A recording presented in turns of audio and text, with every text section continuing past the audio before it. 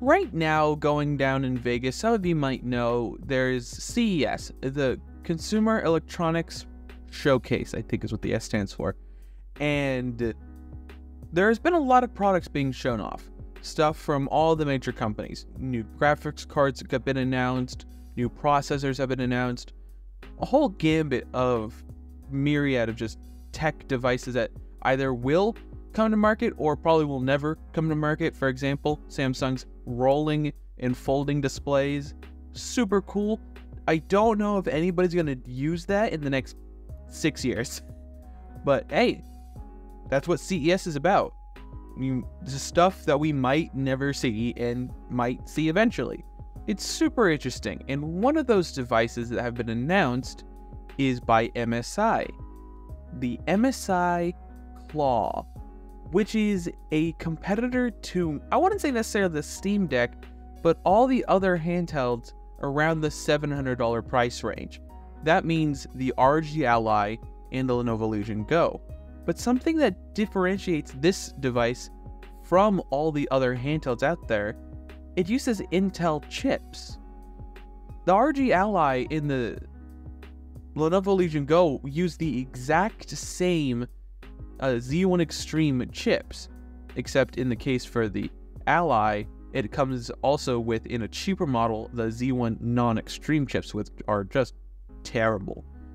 But the interesting thing about the MSI Claw, it uses Intel's brand new Intel Core Ultra 7 AI Boost processors. Horrible name. But the thing that is the most interesting about it, it has dedicated Intel Arc graphics, which are different to the previous models of Intel processors with their onboard graphics, which could mean we could see a lot more performance or worse performance, if I'm being honest.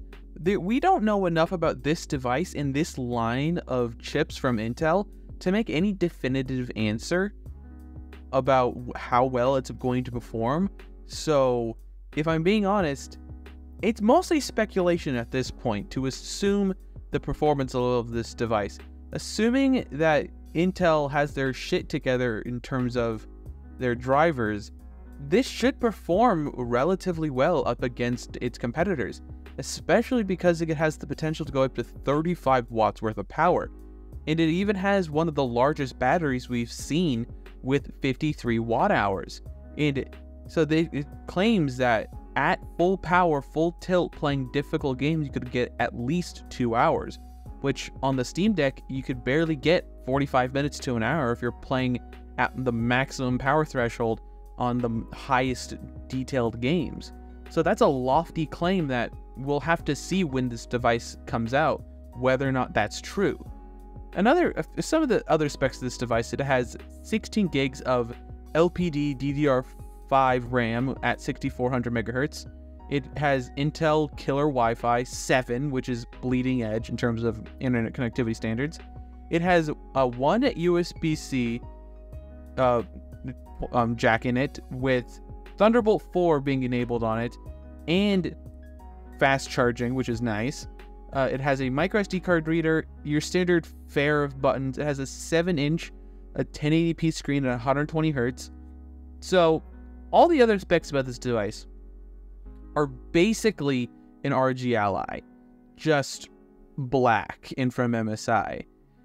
Even in comparison shots I'll show on screen, the two are very similar in terms of how they look. So if you like the Ally, this will be very comfortable for you to switch to if you so desire to do that. And it's so similar down to the point where I believe they shared the same screen. It's not confirmed if that's the case, but judging from the specs and the overall visual comparison between the two, it probably is the exact same screen, or at least one being sold by the same vendor. One of the other nice to have features on this MSI Claw device, it has a fingerprint scanner on the top where the power button is for Windows Hello activation and unlock. So that's actually really convenient, something that's really nice to have, and simplifies logging into your device so you don't have, especially if it's a Windows device, having to punch in a PIN or a password is really annoying. Being able to scan your thumb, it's so nice. You to easily unlock the device without having to interact with the screen at all. Unless if you have to like swipe up, but like, that's not the worst thing in the world. One of the big advantages of the MSI Claw over something like the Ally, which I think is the most direct competitor to this device, is the Thunderbolt 4 port.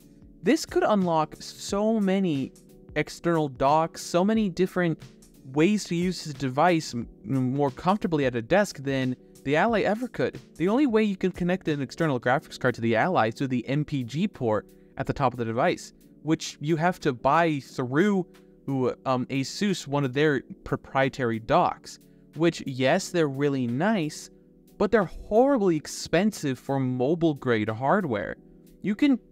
But with the Thunderbolt 4 connector on the Claw, you'll be able to connect any Thunderbolt equipped external enclosure. That means you could use full proper desktop graphics cards on this device when you're at home, then unplug it and then play on the go, which honestly is an incredible, ease of use and just overall user experience upgrade compared to the Ally. Because while they're not cheap by any means, it is still a lot cheaper to buy a external GPU dock in a separate graphics card than it is to buy one of the MPG external cards with Asus. Because if I remember correctly, it's damn near like $1,200 for the 4090 external card, which I get it's a 4090. It's a mobile 4090 though. So it's not too crazy to expect it to be very performative, but it's still a mobile card with mobile constraints. So while you get a bandwidth limitation on Thunderbolt with not having, I think it's about 40 gigs worth of bandwidth on a Thunderbolt 4, but with Thunderbolt 5 that's recently come out, I think you get up to 80. The MPG connector on the Ally can do the 80 gigs, so you can have full speed cards on that. So 40 gig on the Thunderbolt 4 connector on the Claw, while yes is a downside and you won't get as much speed out of your card, or you won't really get to utilize it as much as you possibly could, it still allows you, if you use a lower end card like a 4060, to be able to fully saturate that bandwidth connection and utilize the card to the most you possibly could have if it was directly connected to the computer itself. So as long as your expectations are within reasonable ranges, it would be an overall really good experience as a portable computer for you, replacing the need for a desktop at home. Though I don't know how practical it would be if you were to use this as a daily computer, like to take to work, so that would be a very strange experience.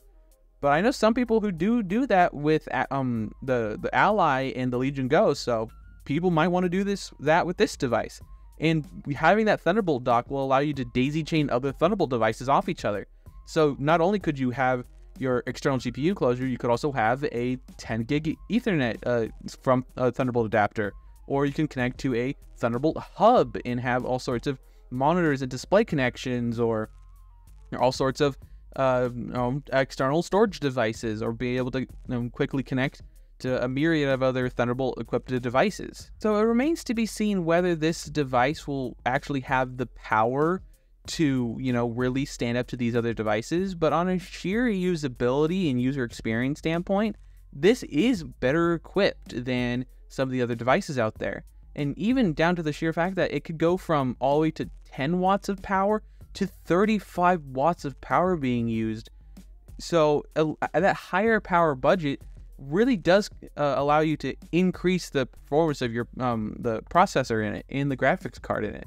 So here's hoping that there's really a high ceiling of potential for this device, but I'm still reserved in the fact that Intel has been relatively not good at their integrated graphics.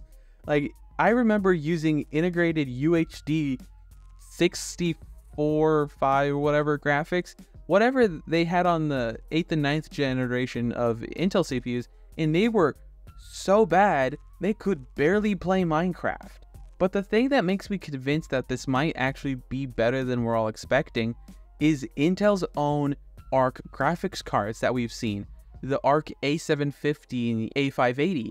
All those recent graphics card announcements and developments over the last couple of years have really bolstered my confidence in the potential for integrated, Intel graphics being actually pretty good. Because now that they have a proper graphics card division, all that expertise that they're learning from developing proper desktop cards could go into increasing their development on their integrated graphics solutions.